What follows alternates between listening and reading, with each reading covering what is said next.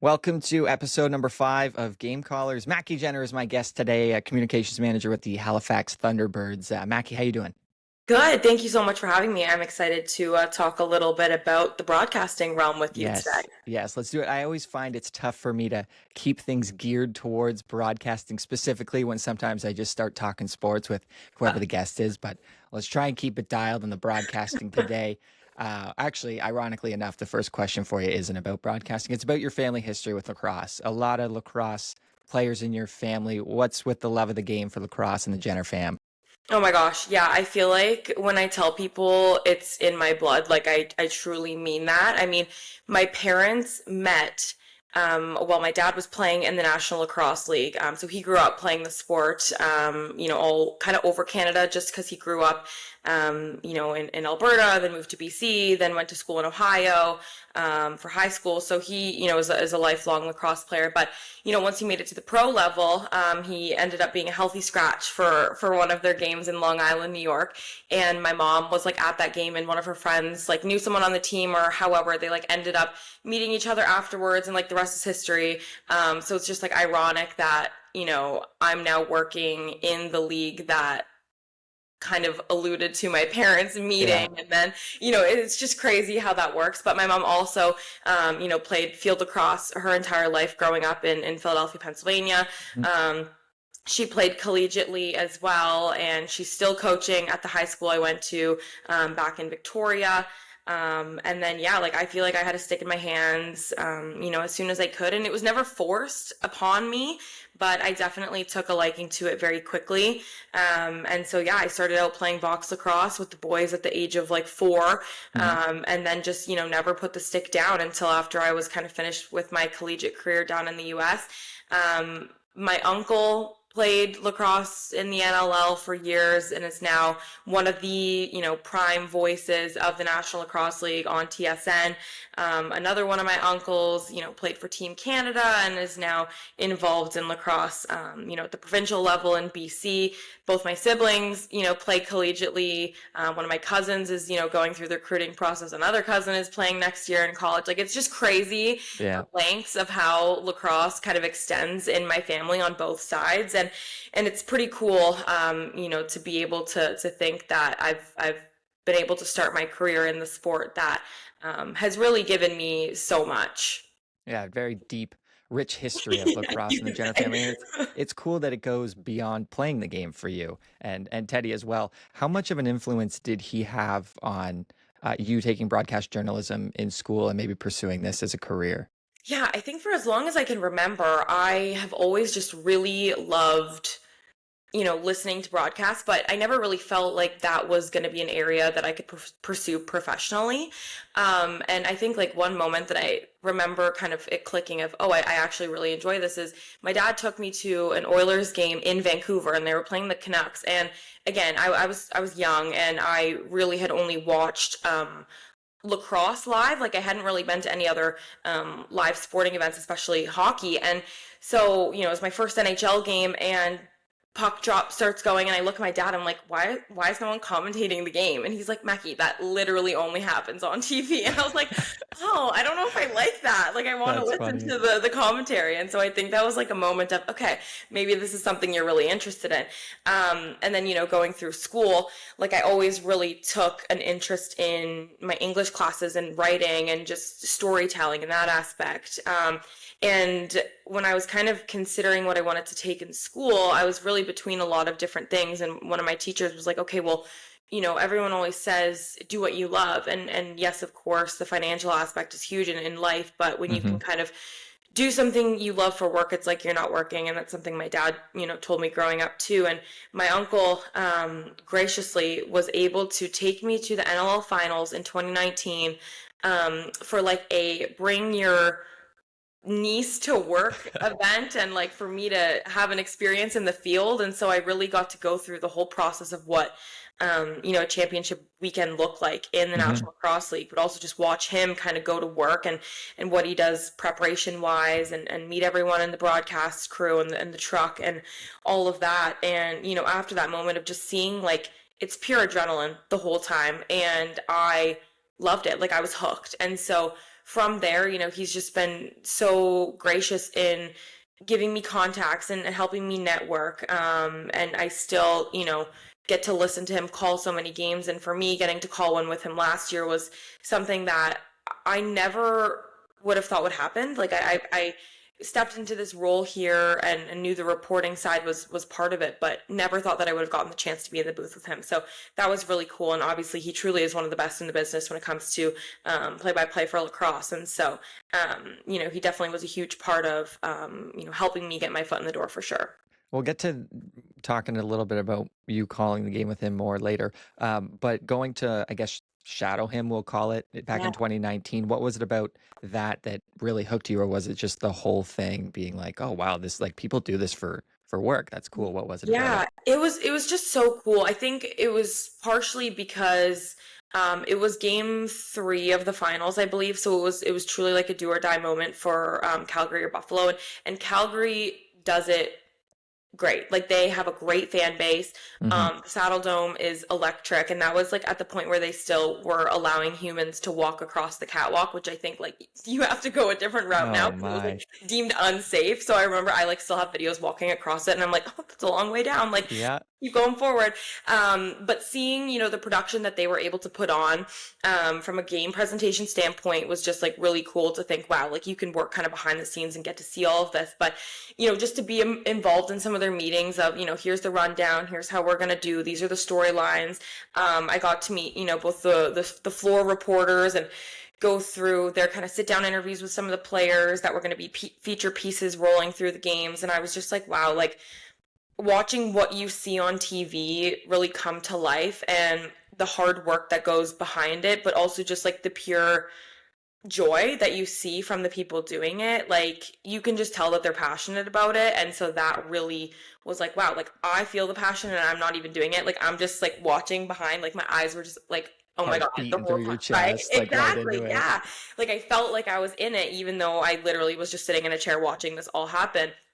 And so I was like, okay, yeah, like this is something that is so exciting. And I'm like, if I got the chance to do this, I would be dumb to think otherwise. So I think that's really what kind of like drew me in about that. Yeah, to your point about just like being so invested in the game, I find that sometimes when I'm calling games, I try to be, when I'm working for like one of the teams, I try to be 60-40 in terms of like bias. But sometimes if it's a big game and then your team scores a goal late, I'm like really into the goal call, and then I'll watch it later and be like, I was way too into that one. Like, I gotta chill out here. Yeah, can't catch any Homer allegations. That's exactly. It's to be expected, but and more often than not, the people that are watching are like cheering for that home team as well. But still, I gotta just dial it back a little bit. Can you tell me about the birth of Lax Facts and when that started and how that came about? Yeah, man, you did some digging to find that, and it's funny because I watched a couple too. Oh my God, like it's crazy to think like that was really one of my like first on-camera experiences. So basically, how it came up was I think this was kind of the post-COVID-ish era of the NLL returning to action, because obviously, after that 2019 season, it was a shortened season, and then they canceled the next one. So it was just kind of coming back and trying to bring the hype back around the National Lacrosse League.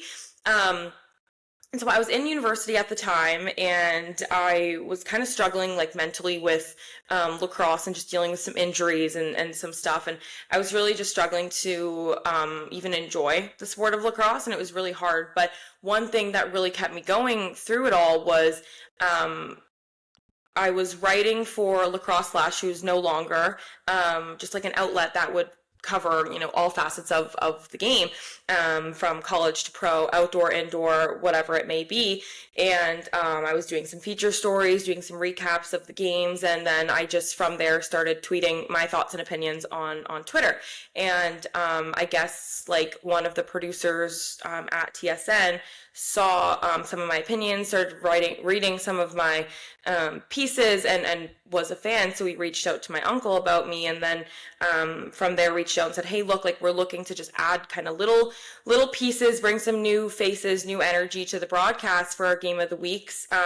Would you be interested? And I was like, yeah, like, is this real life? Like, Yeah, why are am I you getting a really DM on asking me Twitter that? from Yeah. a TSN producer to do this? I was like, no doubt. And so Hmm. the first take that I ever did, I thought I was like being super cool, being business formal, and I was like literally in a blazer and I was like filming this, and then he was like, yeah, unfortunately that's not the direction we want to go. We want it Yeah. to be like more fun and exciting. So then of course Loosen up a little bit.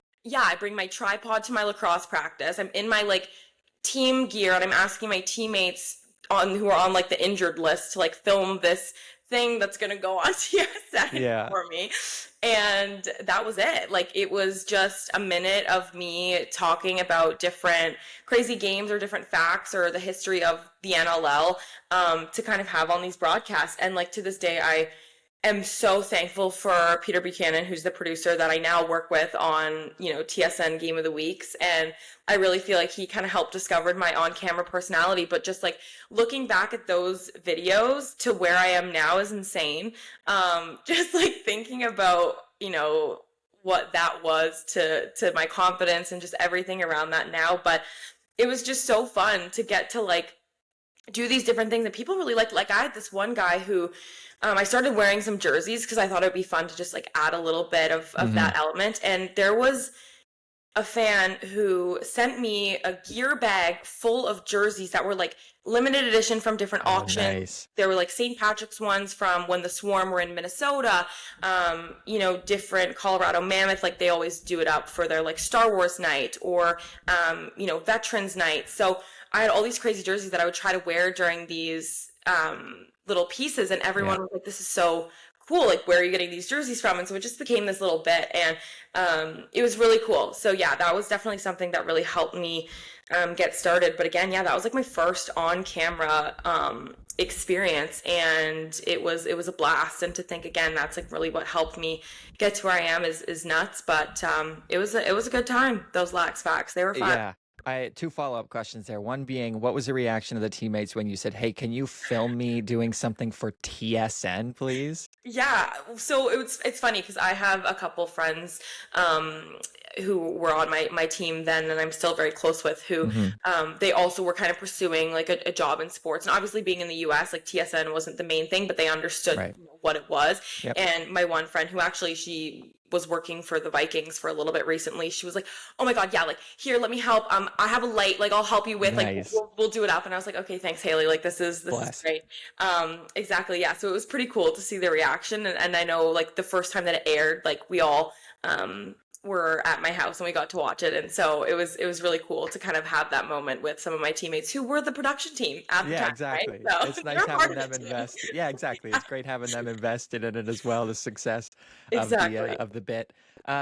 When you look back at some of your first moments on camera, whether it was that, Lax Facts or not, Mhm. what are some areas that you've really grown in, whether it's, loosening up on camera, better preparation or whatnot? What are some things that you've noticed? Yeah, I think it's so interesting because what I do now versus then are kind of different in the sense that like that was supposed to be kind of lighthearted, more playful, intriguing, and now it's kind of, the more professional sounding report. Right. Yep. But I think one thing that actually LaxFax had helped me with was talking like with the camera as opposed to talking at the camera and trying to sound like I'm, having a conversation with the fans about whatever my report is, as opposed to just super like buttoned up, because I think that that's where you really get more fan engagement and they become interested in what you're talking about if you don't sound like you're just super monotone. Right. But I think the confidence piece has grown immensely in how I deliver, what I'm talking about on camera, and also just the way I present myself, and just that kind of standard that I've started to hold. But yeah, I think I took a lot from those moments, but it's just funny looking back. Like I think I sounded nervous at times or spoke really fast, and I know that that's Hmm. something I've really worked on. But yeah, it's just funny to go back and look at some of those clips. I was like, what am I doing? Like this Do is you ever like this is cringe at insane. yourself a Yeah. little bit? Oh, 100%. Yeah. Like, what am I doing in a box, like an outdoor box at like 2 p.m. on a Wednesday, filming this crazy thing, have my tripod up while like this like little tyke lacrosse team is waiting to get onto the floor for their practice. They're like, what is this girl doing? Why is she That's so talking? funny. Like, yeah, so it's come a long way. Yeah. Oh, I bet me too. Like I first started calling games in 2018, October of Okay. 2018, and I actually have a little journal that I keep adding into after every game I do. I'll come Yeah. home after a broadcast and I'll do a couple sentences on the game that happened, maybe some things that I want to improve on. And I actually have a link to the highlight video of the first game that I ever did color commentary for.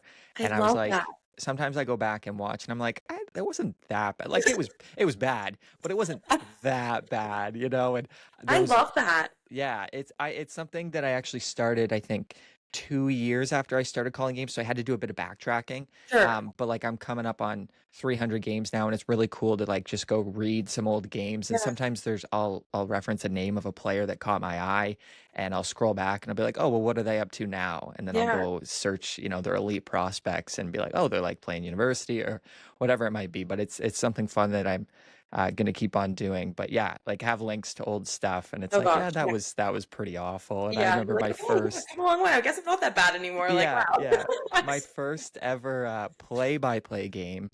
I There's a highlight video, and it included in the video was the intro, welcome inside the arena or whatever. And I was just so monotone, and I'm like, come on, Troy, like liven it up, bring some The energy energy. here. Yeah. Yeah, we need it, we need it. That's Um, funny. Tell me about the opportunity with Halifax, because like you said, you're originally from Victoria. Yeah. I know you went to school in, what was it, Minnesota? Is that Yep. right? Hmm. Yeah, so you've had lived away from home before, but going all the way to the other side of the continent, from Victoria to Halifax. Tell me about that opportunity and how easy or maybe difficult it was to move that far away from home to pursue a career. Yeah, it's just such a crazy like fever dream of a feeling of how everything happened because I think kind of as I mentioned a little bit loosely and just really struggling down in school Yep. and it was my third year and I had already transferred. So my first year I was at the University of Denver and then I transferred after that year and like with COVID and I had an injury in my second year and just everything was just so crazy and mentally I was really struggling and I just felt like I was done with lacrosse. Like I again like didn't really want much to do with it. So I actually ended up coming home before I finished university and was kind of like, okay, what am I gonna do? Because I'm very like driven in terms of academics. Like I loved school, but just lacrosse for me playing was really hard for me and I realized like I this might not be the path for me and it Hmm. was really hard to kind of come home and feel like all my life I had built up to go play collegiate lacrosse and now I'm like okay what's next for me and again I'd already been kind of in deep with my schooling so I was trying to find different internships and do different things to kind of figure out some next steps. And I ended up working for the Victoria Shamrocks, who's part of the WLA, which is like the summer ball team, which I say it's like semi-pro, but really it isn't anymore because all of the NLL players like go back and Yeah. play for, either the teams in Ontario or BC during the summer. So Peterborough or Six not Nations here. Yeah. exactly, right? So it's kind of that same vibe. So I ended up taking an internship with them in the summer, but it kind of turned into a more full-time job. And I was just kind of doing everything like social, some on-camera stuff, because this was kind of like right after that first kind of season of Lax Facts. I'm doing a lot of writing for them and just, game press. I was in-game hosting for them. Hmm. And I really just like loved the behind the scenes and also like being on camera and that sort of thing. And after that season ended, because it is short, like it's from May till August, and the team Yeah. didn't make the Man Cup, so we were done at the end of August. There was no September lacrosse, and so it was kind of like, okay, what's next? Like I wasn't prepared to go back to the U.S. without having my athletic scholarship to kind of help pay for education. I didn't know if I could transfer my credits to a Canadian school. And so I was like, okay, let's just find some work to do until I, figure out what I want to do. Hmm. And so I actually was like driving to a job interview with the Victoria Royals, and I got a phone call from someone who worked for Halifax in their digital, like social department, who I had done some projects with like before, Yep. and said, hey, like this is super random, but we have an opening in our communications department, and you would be able to be our reporter. Like, would you move to Halifax? And I was like, oh. Yeah, like is this legit? Like Yeah. Are are you we serious? serious? Yeah, and he was like, yeah, like I talked to you like to my boss, like he's willing to get on the phone with you and have this conversation and go from there. And I was like, okay. How So I was like convenient. on my way to a job interview and then also like just basically got this offer to Yeah. move to Halifax. And so I finished the interview and then drove home and was like, Mom, like I don't know what to make of this. And Yeah. so I ended up getting on the phone with, my now boss here in Halifax. And he said, we've heard great things. We have this opening and we'd love for you to kind of fill that spot. And I was like, okay, like, what do you need from me? He was like, nothing. We just need you to move out here by October 31st. And it was like literally September. And I was like, Yeah. okay. So I'm like ripe age of 21. Let me get on that. Let me, find an apartment in a city that I don't know how to navigate, try to pack up all my things and figure out like what I need to move across the country. How are you going to get there? Like, Exactly. what are you going to take? Yep. And so it was a crazy decision, but I really felt like it was the right one for me at the time to kind of jumpstart my career. And looking back, definitely made the right choice. Mm-hmm. So yeah, it was crazy, like truly a month to pack up everything and move everything out to the East Coast. And like my mom was able to come out and help me move. And then she came back a little bit later to really help me. Because I was like in a hotel for the first week that I lived here. Really? Because I couldn't move into my place yet. Oh. And so it was just like wild to do all of that. And it was definitely scary too, like literally going into a new city that I'd been here once before, but it was when I was playing box lacrosse for nationals. And so the city had like just absolutely evolved since I was here. And we were like 16 years old. So we were all play the games together at the Forum. At the Forum.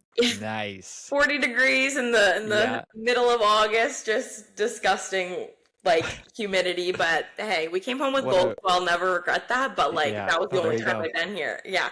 So it was just crazy, like that whole journey to get out here. But now I'm like coming up on season 4 with the Thunderbirds, and it's crazy how time flies. Yeah, fantastic city. What were your first impressions when you first got there? Honestly, very similar to Victoria in the sense that they're both kind of small coastal towns with some, naval kind of family, young university families and students and that sort of vibe. So I definitely got that, and just like the smaller city, obviously like Victoria is the capital, Halifax is the capital, like just like a lot of, government buildings and people working, like it was just a lot of similar like dynamics that I had gotten in Victoria. Everyone is so nice here. And I definitely think like island living is similar to that, being from Victoria. So it actually made the transition like easy enough that things were close, that I could kind of get a feel for the city. And the people were just great, like truly like so helpful in every single way. And so that really, really helped things just kind of be as smooth as possible when moving here. Have you ever had any reason to go back to the Forum since you've been there now? Like no, but I did actually start venturing my way into calling some Dal hockey games, and so I've made my appearance there a few times, and not much has changed. No. I know we've got a new building like towards the start of the new year, which will be great for everyone involved, I think. But yeah, that place has not changed one bit since I was last here. Now we'll go back to you being a color commentator, first woman to do color commentary on an NLL game.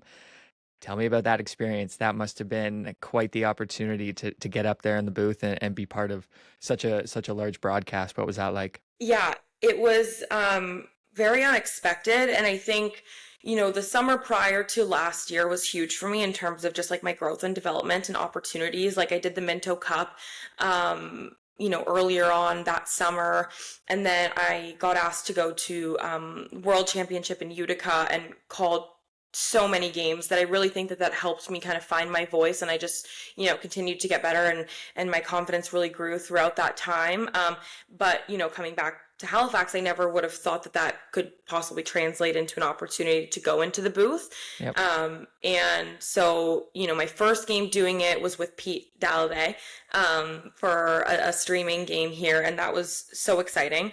It was so cool. And I think it's so nice for me to feel like the league, the team thought that I deserved to add my commentary to what was going on and trusted my knowledge.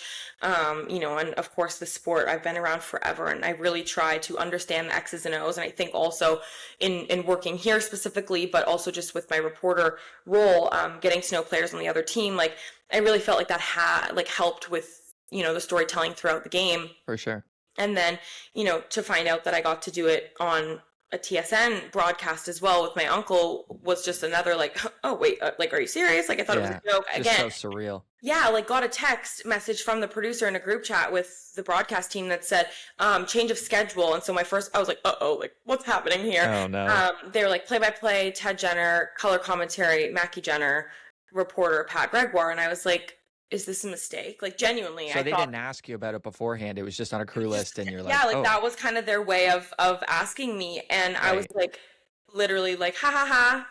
And they're like, no, this is serious. We're And I was for like, real. oh, like, okay. Like, yeah, I absolutely would love to do this, but I just genuinely thought it was like a prank or something. Yeah. Like, I didn't think it was real. So, Oh, that's neat. yeah, it was really cool. And I just, it was so surreal. Like you said, like just, getting to have a totally different viewpoint of the game and just to add my flair, my knowledge, or whatever it may be into the broadcast was so fun. And working with Pete was incredible because I think he truly is also like one of the best in the business and so easy to work with. Going into a game like that, I'd never called anything with him before. It just made it so easy to fit right in, and we really found that chemistry right away, which was also really cool. And then again with Ted, I feel like that like automatic Jenner connection like really helped kind of Oh, big time. the chemistry, but it was great, like just so fun. And again, I think that's what's so exciting about it is it's just like an adrenaline rush for 4 quarters, 3 periods, whatever it may be. And it was just like a dream come true, really. Like I never thought that I would be calling games for the league or let alone TSN, and getting to have some more opportunities to do that this year is just going to help me grow and continue to like really find that passion. So Yeah, it definitely helps when you're on there. Like I've had the opportunity to work on games with Pete as well, but I was host, he was doing play by play. But it's nice to have such veteran broadcasters Well, beside you, knowing that if you stumble your words or whatever, like they're right there to mhm, help pick you up. So I'm yeah, sure it was a confidence boost to be able to work, 100%. whether it was with Teddy or Pete. Yeah.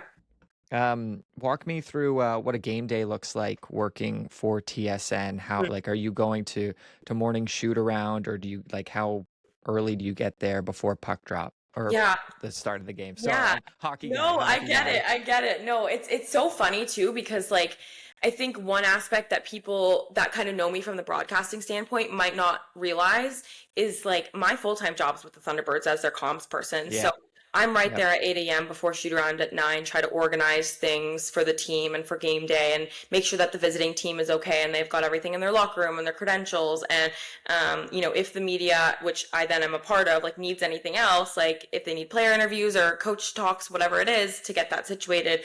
And so I'm there right early there, and I feel Hmm. like as much as I'd love to like actually watch shoot around, a lot of the times I'm actually just like running around trying to make sure that Yeah. everything's situated for game day. And then I'll get to come home and just kind of get ready for the game, which is Pre-game nice. nap. Yeah, exactly. And get some food and kind of refuel and get ready to go. But again, they're probably earlier than the rest of the broadcast team just because, game sheets got to get in, make sure our stats crew are all Yep. situated. Again, accreditation for everyone coming into the game. Our media's okay. Away team's okay. Our team's okay. And then preparing for the broadcast. So there's game days are crazy, and it's like I've never really experienced like a full on game day without being also like an employee for the team. And so Hmm.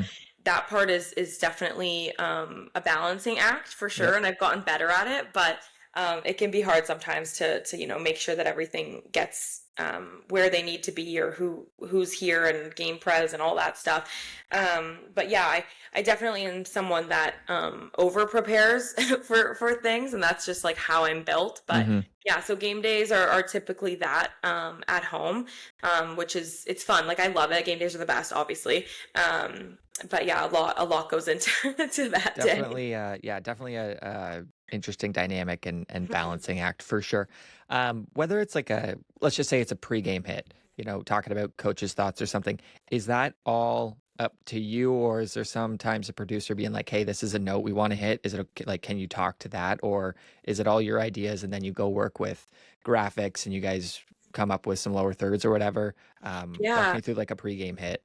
Yeah, so in working with TSN again, like I get to work with Bucky, who's the producer that like with Lax Facts, like we've he's been a part of my entire career, which is just like so special. And so we have a really nice relationship where, like for example, our last game, which was our home opener, he had a few pieces that he really wanted to hit on. And then for the rest of the stories, he was like, what do you want to talk about? And I basically just got to say, these are my ideas. We'll make the boards, we'll have graphics, we'll add photos, whatever it is. And then, that's how it is, which is really nice. And then for the streaming games, my first year was definitely like more back and forth, in terms of like producers having some ideas, but I've also, feel fortunate to have the trust of like the broadcast team and the production team that they'll really just give me some free time to just talk about what I want to. So I'll kind of come into our production meeting, week of the game with some storylines, and then they'll kind of pick their favorites. And I also like lean on our broadcast team a lot, like in the booth a lot too. And Pat Gregoire specifically, as the color analyst, because a lot of the things that I'll talk about, I can then throw back up to him and he can kind of expand on, which is really cool. And he's just like so knowledgeable, and I think we're on the same page with a lot of stuff. So that's been really nice to get to work with him on all of our home game broadcasts. So yeah, I think it's definitely something where, I'm always open to what the producer or the broadcast team wants to talk about, but I always come in with loads of stories just in case to have. So yeah, that's kind of the dynamic that I've been able to build with, whoever's involved. And it's nice to have that freedom to have the confidence to say, hey, I really think that this, goalie story, or, this player spent his entire career elsewhere and now he's here. Like, let's touch on, why he wanted to sign here, that sort of thing. To have the producer be like, yeah, okay, let's roll with that. Let's go with that. So, yeah, it's been really nice to have that. Yeah, it's very valuable to have that rapport with the other broadcasters. Shout out Greg McDonald. He's a color commentator that I used to work with a lot, and oftentimes when say a whistle happens, we focus our conversation on the player that's on the screen if there wasn't like a big save or shot attempt or whatever. And he would talk about this player, and then while he's talking, I'd look down at my notes and be like, okay, what do I have on that guy? Exactly. And then he'd finish his point, and then I'd boom come in with the stat. This guy's got X amount of points in his last whatever games, and it's so smooth. And being able to work with Greg on games for the past, my last 2 years, or my 2 years at Eastlink, we got into quite the rhythm, and now I'm back in Newmarket calling games by myself, and I gotta go back and forth with myself, pretend commentator. But yeah, it's incredible how much more comfortable you get working with people after you work with them for however long it is. Yeah. Where do I want to go next here? Let's talk about the U17 World Hockey Challenge in Truro. You had the opportunity to work with Gareth McDonald. I know him. Yes. He's the radio voice for the Halifax Mooseheads, and Craig Button. Was that your first taste of broadcasting for another sport? It was, yeah. It was. And it was crazy because I wasn't expecting it at all. And it was like a week in advance that I had sort of found out about this opportunity. That doesn't sound like very long. Yeah, right. And so for me, it was, I've always been like, I would say like a more casual fan of hockey. Like I definitely love, playoff hockey. I love Olympics. I love all the international, like World Juniors is one of my favorite events. Oh, I love it. Yeah. Right. And so I've always kind of paid attention, but when it comes to kind of storylines or stat lines or who to watch or that sort of thing, especially when it comes to under 17, I was like, okay, I'm really starting at like below zero. I think, having some time to just really dig up some research and find out where these guys are playing and that sort of thing was very important for me to do and really find people in that space to get advice from and talk to. And so Kenzie Lalonde, Cheryl Pounder, Daniela Ponticelli, who are incredible women in, the hockey space.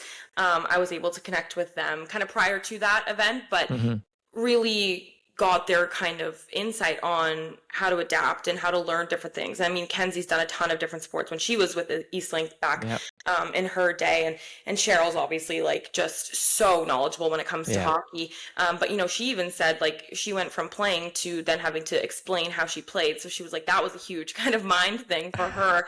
And Daniela Ponticelli, who doesn't even come from like a sport background, is now doing NSL, PWHL.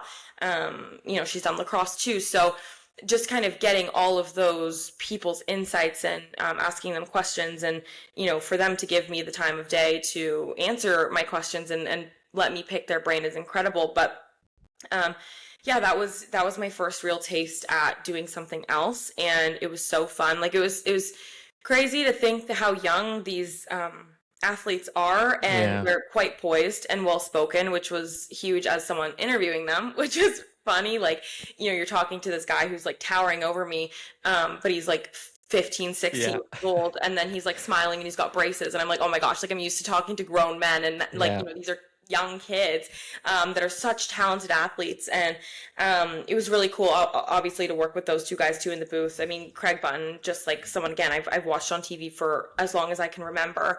And he's offering me feedback and telling me these crazy stories about his journey. And it was just a really cool experience to kind of try to immerse myself into a different realm that I'm not necessarily used to.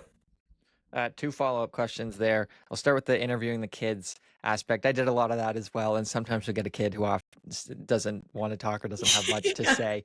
But it also did amaze me how oftentimes you get a kid that's really well spoken, and it's Mhm. like you are clearly media trained, but it doesn't come across as that. You're so Yeah. smooth with your words and calm, and you really take the time to listen to the question Yeah. and answer the question instead of just saying, "Yeah, we got to get pucks in deep, get pucks in the net, and work them." It's like I expect those answers from time to 100%. time, but like sometimes when you just get them over and over, it's like, "Oh my goodness, what am I doing here, Yeah, kid? Come yeah. on!" But yeah, it was pretty cool to interview top tier athletes, in the queue and guys that are really well spoken, sometimes drafted in the NHL as well. A little bit old, guys that are 18, 19, but Yeah. pretty cool.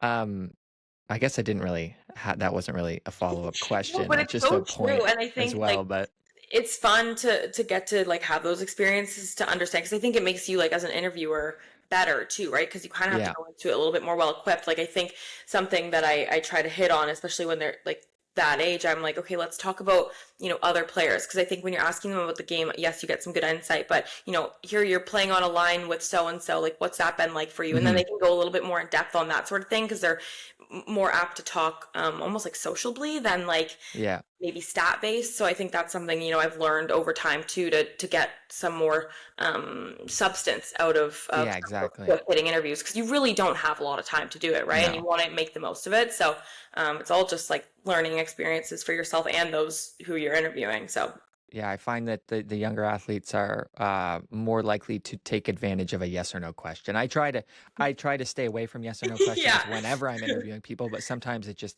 ends up like a yes or no yeah, question, and they will take advantage of that. yeah. Yes, no, and then on to the next one. Care to It's like, expand on that? No, yeah, okay, yeah, that tell me sounds more. good.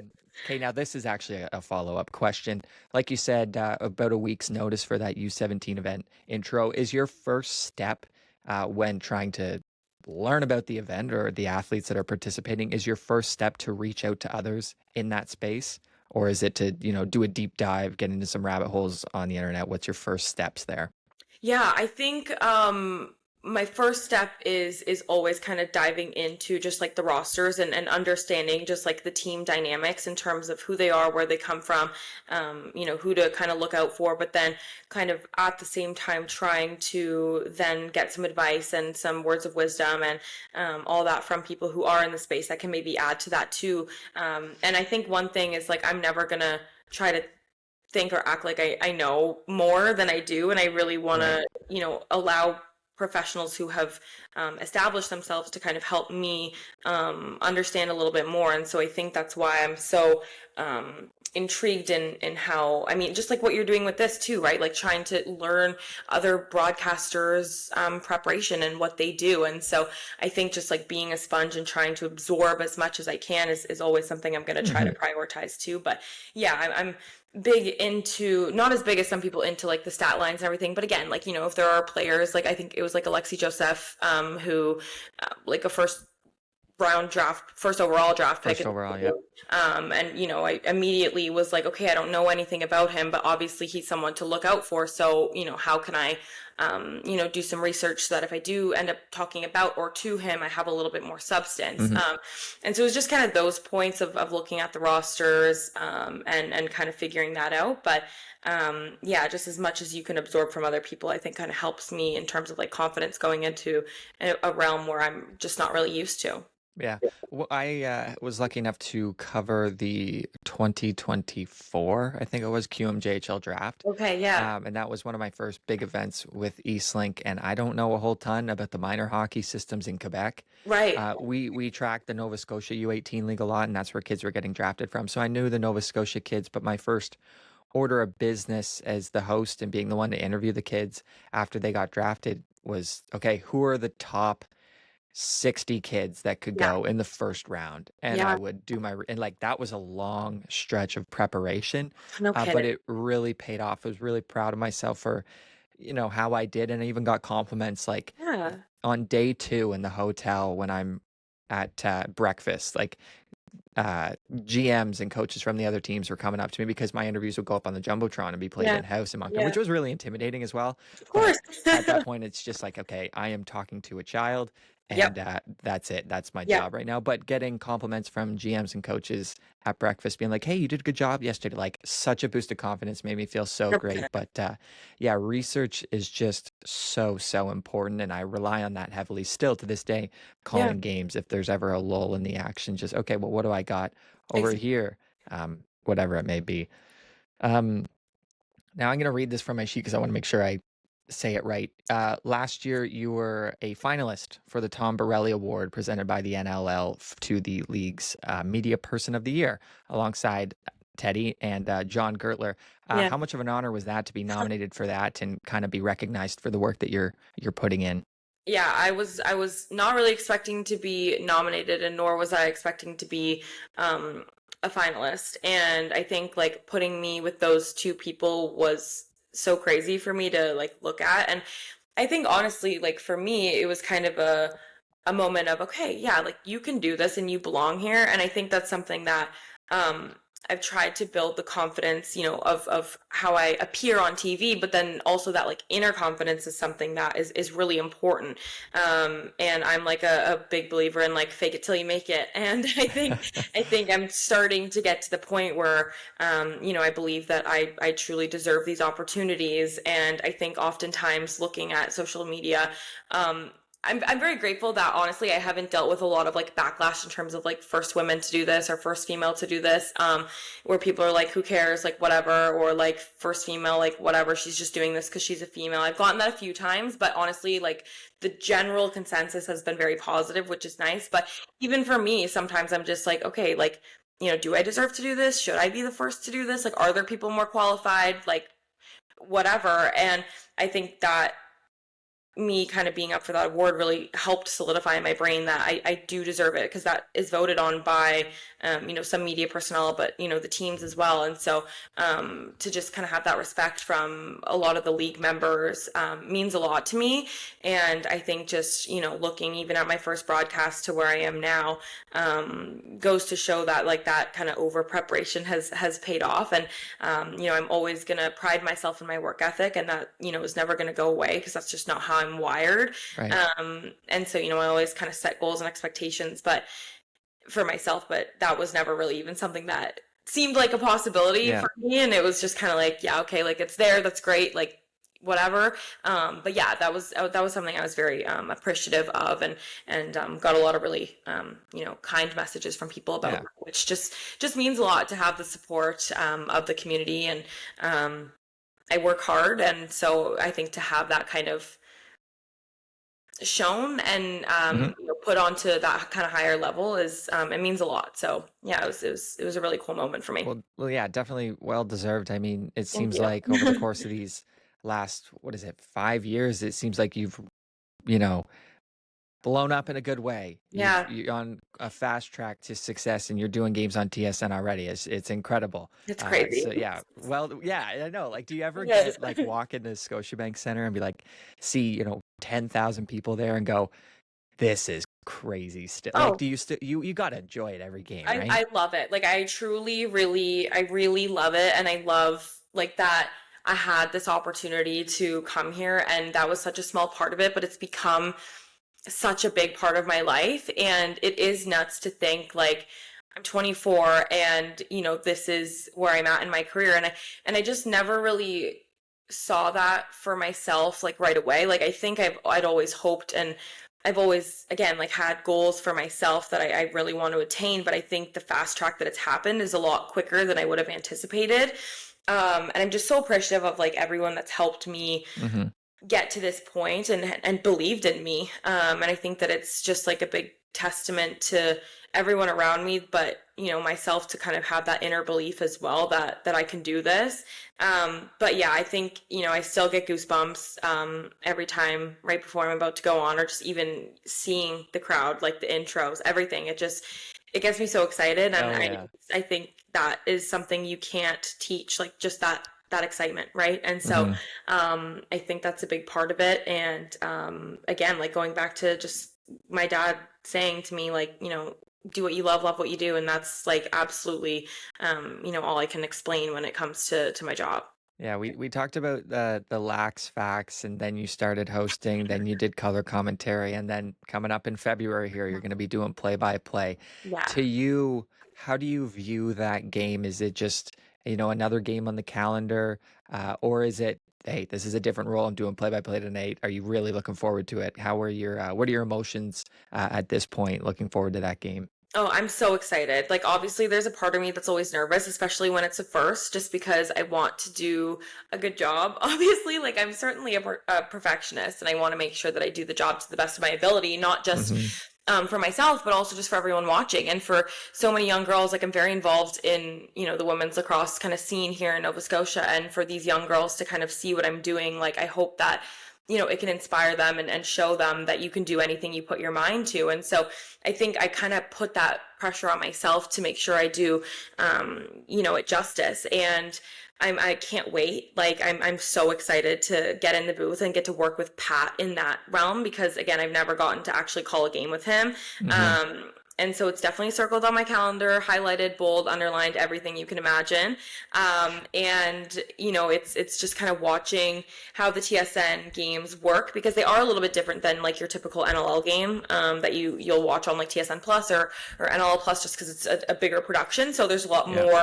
more, intros, throws, bumpers, like all these different things that you kind of have to be mindful of. And so trying to like write down really how that is broken down, especially the intro kind of bit. So, it's something I just try to watch and take notes of every single game that I can watch this season. And, to get to have the opportunity to do it is so exciting. And it's going to be fun. Like, I mean, we get to play Buffalo, who's like the 3-time defending champ. We Oh actually play yeah, them this weekend, but it's a like, big one. it's going to be a good one, right? It's on Valentine's Day. Like, what's more romantic than, coming to the nest and then watch the Thunderbirds and the Bandits? But, Lacrosse is yeah, like one so of the most physical sports. Guys just chop exactly. the crap out of each other. Exactly. Yeah. So I'm definitely excited. And yeah, it's going to be a blast. Do you remember the first game you ever did play-by-play for? Yeah, and this is actually a funny story because it was while I was working for the Shamrocks, and like here's the thing. I had always wanted to report. Like growing up, I loved Erin Andrews. I still think she's amazing. Laura Rutledge. Like I think that they're incredible sideline reporters in the world of the NFL. Hmm. And that was kind of something I would like from a young age thought that would be really fun to do. Yeah. Never did I think again I would be in the booth. So I'm working and I'm the in-game host, so I'm doing those like activations during the intermissions and doing that while also kind of handling the social media. So, posting the score updates and doing graphics for that. Well, before the game started, we got a message from the guy who was doing play-by-play and color, and for the WLA streams, like it's a solo show, Hmm. so there's only one guy doing it, and he was like, yeah, not gonna make it. Okay, great, Uh-oh. awesome, what are we gonna do now? Like it's a league requirement to have a broadcaster do the game, Yeah. so we were like, what is happening? And the game like literally started by the time we like got this message. And so it was probably like 5 minutes into the first period, and then my boss was like, go. And I was like, go where? She was like, up there and do it. And I was like, me? Just start No. talking. Literally, there's no way. Like I remember like I walked into where my dad was sitting and said, do you want to do it? And he was like, no, go. Like what are you talking about? Like why would I do it? Like you I'm go here do to it. watch And I the was game. like, okay, yeah. So I like walked up there and I was like looking at, and again, it wasn't like a crazy setup. Like you just have your box with your cough button and the headset, Yep. and a replay screen. But I was like, there's too much. Like there's too much going on. Like what am I gonna do? And so Mm-hmm. the producer like comes up and like walks me through it, and like God bless his soul because I was just so scared, like truly. Overwhelmed, No scared, whatever. rosters, no stats, like nothing. I was just like, okay, Not like even a what? roster. No, what am I doing? So, um, he ran to get me like a game program. So I was like, Right. okay, but I'm like backtracking because there'd already been goals scored in the game. Like literally, it was halfway through the first period. So Holy. I just like threw on the headset and I think I like literally remember, hey guys, it's Maki Jenner. I was not expecting to do this, but unfortunately, unforeseen circumstances, Dan won't be coming tonight, so I'm gonna fill in. Bear with me. Like, I just didn't even know where to start. So, luckily, again, I'd listened to my uncle call games, I'd listened to broadcasts in general, so it kind of got the gist of it and kept going as it went on. But I just was like, I don't think I went to sleep that night because I was just like riding this like adrenaline rush of like what just Oh happened. yeah. But it ended up going okay. Again, if I were to look back at that, I would probably be like, oh, how did I get away with this? Like, Is there there's no way. any Um, footage of that anywhere? there has to be somewhere. I just don't know where that lives. I have not like dug down to try to find it yet. And I think it would be great to bring back up and see how that Oh went. yeah, But absolutely. like I just that intro, like seriously, like I just was like, "Hi, I'm gonna be doing the game now." Like, what is this? Like that's not how you start a broadcast, but okay. Right. So that was the first game I'd ever called, and it was just literally on such a whim, like not prepared to do it. And again, like luckily it was lacrosse and it was teams I was familiar with, so I understood like who the people were, but there was definitely a little bit of like, oh my God, like wait, number, who's this? Stats, did they score? I don't know, Oh assists, yeah. like, where am Well, I I at? mean, Like it was getting just like thrown midway through the game, like that is worst case I think scenario. Jesse King already has 2 goals, but I'm just gonna hold on. Like I don't know, like Yeah. just Yeah, nuts. exactly. So that was the first game I've ever called, and yeah, to say it was quite the story, I think like doesn't even give it like the full effect. But yeah, that I'm was a it. I'm a firm believer of, being thrown into the deep end is the best way to learn, and that is Oh yeah. example 1A of that. That is hilarious. Well, and I'm just like a very like high like anxiety person, and so my parents like afterwards were like, honestly, it's the best way for you to do it because if you Yeah, had known ahead of time, you would have been nervous the entire time, but you had no time to be nervous because you just had to exactly. do it. And I was like, okay, I guess you're right. But like, God, that was just like really overwhelming, but also exciting and like exhilarating. And I'm feeling like every emotion possible. So yeah, it Yeah, was, that's it's hilarious that you mentioned earlier about how you really you do your prep. You do your yeah, prep, you do your research, exactly. and maybe this is why you do your research because the first game you ever did. Overcompensating. Yeah, Yeah. exactly. But that is a good point about being nervous. One of the most nervous I've ever been for a show was I co-hosted a New Year's celebration in Halifax a couple years ago, and we Yeah. got there to set up it. Well, we set up partially the day before, but our call time on the day was like 5 p.m. Mhm. But I was ready to go, and then it was just sitting around waiting until the show started at 11 p.m. Yeah. And I was like, got to the point where I was like, I think I'm gonna throw up. I'm so nervous. It Yeah. ended up going fine, but like just a Oh, terrible experience absolutely. leading up to it. It was awful. Yeah, no, I still feel that way sometimes. I'm like, will I ever get over this like anxiety that I feel before? I don't know, but you know what? I get through it, so I'll Well, be to me, I fine. find that it's like once you're a few sentences in, I'm right in. Oh, Do you that's feel the same way? oh my gosh. As soon as I like do my first so for the TSN games, we pre-tape our interviews that go on like during the intro. As Yep. soon as I do my first one, I'm like, okay, we're good, we're fine. Like everything's gonna be totally great, we're good. But up until that moment, I'm just like, oh my gosh, the amount of steps I get in a day from just pacing, Hmm. crazy, crazy. Yeah. Well, it helps. That's similar to how we did it at Eastlink as well. Our player interviews during that pregame segment are recorded, so that helps kind of ease into it as well. Exactly. Yeah. I have a couple quick fire questions for you, if you will, and then I did write down two trivia questions that Okay. I would love for you Okay. to try out. Okay. Um, what steps do you take to get better, whether that's watching your stuff back or just doing more research, maybe sending your demo to other people? What kind of steps do you take to try and improve?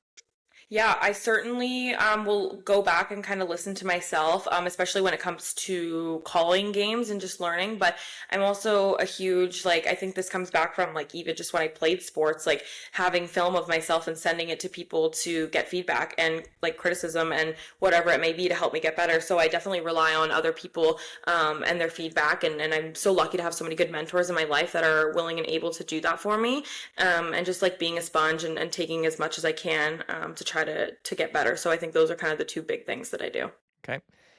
Question number 2 is, what's something you wish you knew before going on TV for the first time? Oh gosh. Oh my God. When you're doing a stand-up, like you're not on camera the whole time when it cuts to like play. And I used to think that I legit had to remember every little thing that I was going to say because I thought I was on camera the whole time. Yeah, no.